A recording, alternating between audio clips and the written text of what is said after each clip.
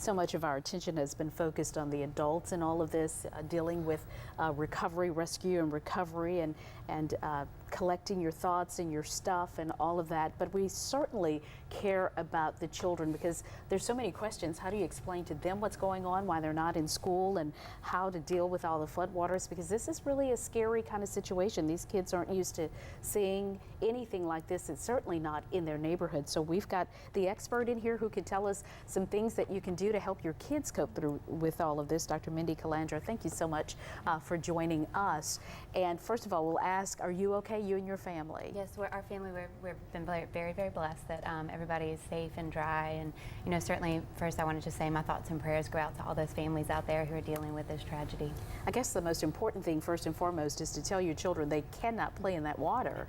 It really is. You know, parents take, the biggest thing for them to understand is those floodwaters, they are quite dirty. There's a lot of bad things going on in there. So first, many of these waters are very deep. There's probably debris in there, namely wood, metals, nails, things like that really could harm children. Then we get to our critters, absolutely, those fire ants, spiders. We saw a picture of an alligator over Nicholson Road just the other day. So, and then we have to worry about, are there any down power lines? So does that water actually have some current to it, which could certainly be dangerous.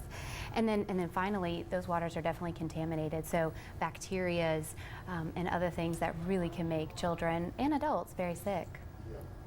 In terms of how you explain to your child that they may or may not have lost, or that they've lost everything, how do you go about doing that? It's such a difficult conversation to have, and we really have been having to talk to our children about tragedy a lot recently. And in this case, sometimes it's hard to find answers because we as parents are asking those same questions. But for children, reassurance truly is key. So letting them know that mom and dad are doing everything they can to make sure that they are safe and taken care of. I think it's important that as we begin this recovery effort, particularly young children, I would advise parents not to take them back to their home if it's been flooded, because in a child's mind they see their home and their room as it was, a joyful, happy place. And to go back and see such devastation could be a very difficult thing for a child to see. So just that reassurance is key. What sorts of things should we as parents look for? There's some video there of fire ants coming out of the water. What are some things that a parent should look for in their child as they are dealing with this? I guess questions that they may ask? Well, you should allow kids to ask you questions. You might not be able to answer those questions, and that's okay. Again, the reassurance should follow that. But if children start to become very, not talking, just seem very withdrawn, that's something to make sure and discuss with your pediatrician or your child's provider. I would expect that many children with our next rainstorms are going to be afraid. And again, we've got to provide them that reassurance. We as adults haven't seen devastation like this, so certainly for our children, these images are very, very frightening.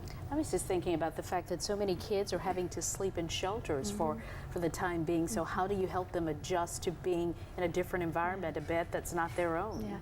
Yeah, so at first sometimes kids see it as, hey, this is a big old slumber party with a whole lot of people, but then kind of reality sort of sets in. So helping children are creatures of habit, so trying to get back to as much normalcy as we can, and our normal is going to be very, very different for many people.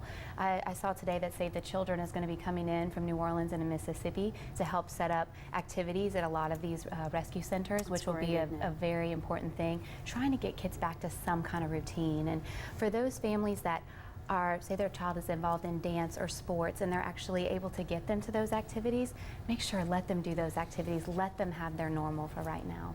Dr. Calandra, as you know, a lot of East Baton Rouge Parish schools have just been inundated with a lot of water. Many of those are going to require extensive repairs to get back to normal. How do you, I guess, get your kids motivated once again to go back to school and understand that this is important?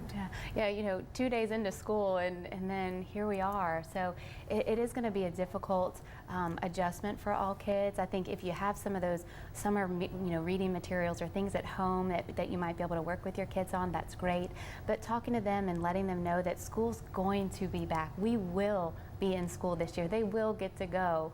I know my oldest was going to start kindergarten, and every morning, Mama, is it time to go today? No, baby, not today, but we're going to get there. And so just letting them know that we're going to get back to going to school. They're going to get to see their friends. And again, that's probably the biggest thing, just not being able to connect with their friends. And then, if I think maybe you already talked on this, kinds of activities that you can keep them sort of engaged and occupied with right now.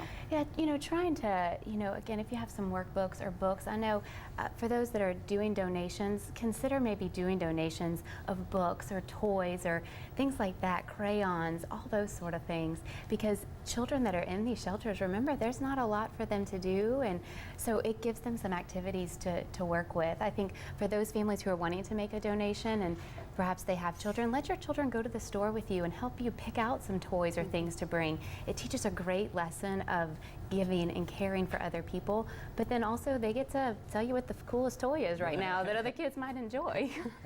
Can we talk a little bit about, I guess, the importance of sleep right now, trying to get a good night's sleep and trying to eat healthy through all of this? As much as we can, we know that sleep and eating well and making sure you're drinking plenty of water are so important, not only for children but also for adults. It's not uncommon that after things like this, children may go through stages where they're having nightmares and bad dreams.